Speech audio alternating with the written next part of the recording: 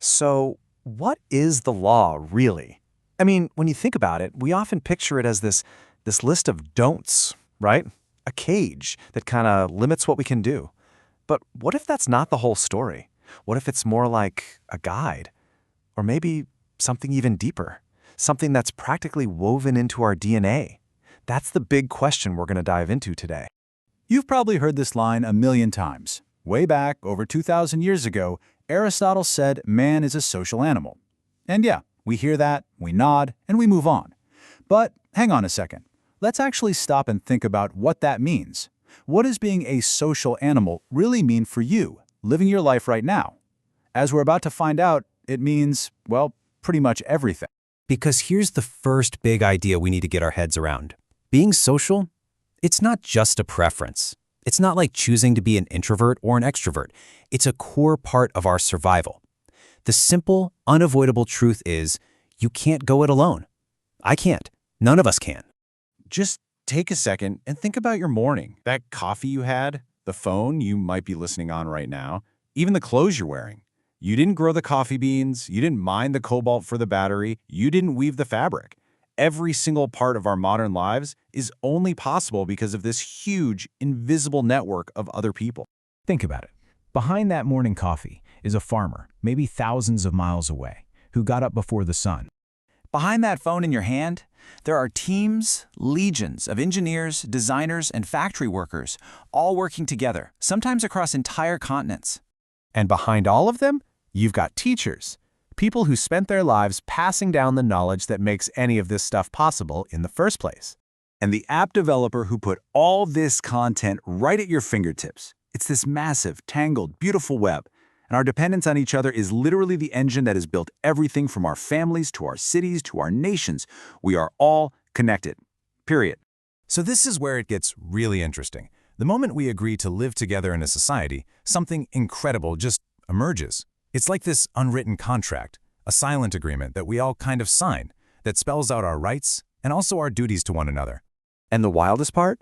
This contract isn't some dusty legal document. No, it's written in our hearts. We all feel it, don't we? It's instinctive. You just know you have a right to be safe, a right to your own stuff, your own ideas, your own future. It's a deeply human thing.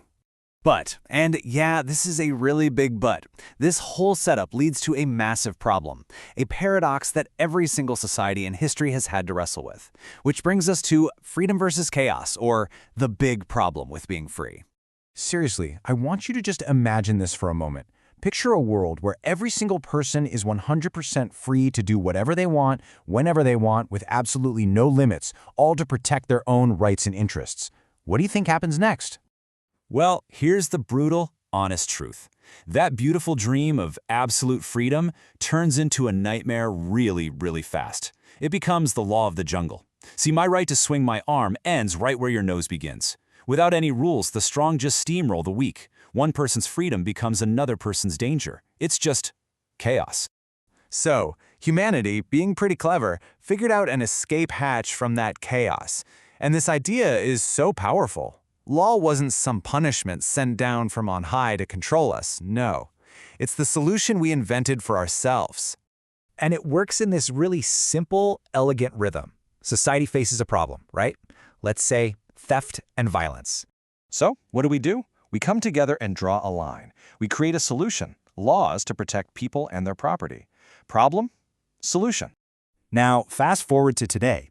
A totally new problem pops up. Scammers trying to commit financial fraud online. And what's our collective response? We invent a new solution for a new problem, cybercrime laws. You see that pattern? It's fascinating when you think about it. In a very real way, crime gives birth to law. The law is our collective self-defense. But the law does so much more than just punish bad behavior. This is where it gets really deep. It's not just a stick to whack us when we mess up. It's also a guide. It's how the law actually teaches us to be better. Because, let's be real, none of us are perfect. We all have selfish moments, we all make mistakes. And that's where the law steps in and acts like a teacher. It constantly reminds us of this one core moral principle. Your freedom ends where another person's begins. It teaches us that your rights are just as important as mine. All right, it's time to connect all the dots. We're going to see how this whole chain reaction, from our basic need for other people all the way to our complex legal systems, builds the very pillar that holds up all of civilization. This is where it all just clicks. Just follow the logic step by step. 1. Our basic human nature forces us into societies. 2. Living in a society creates the concepts of rights and duties. 3. When someone violates those rights, we call it a crime. 4. Our answer to crime is to create law. 5. The law provides justice and protection for everyone. And what's the final result of all that? Step 6. A stable society, where we can all actually live and grow and build things. It's this incredible cascade, all starting from that one simple fact that we need each other. So if you take one thing away today, let it be this. The law isn't just some boring set of rules. It is the indispensable load-bearing pillar holding up our entire world. It's the operating system for human civilization, and without it, the whole thing comes crashing down. Which brings us right back to where we started. After going through all of this, what do you think? Is the law a cage that restricts us and holds us back?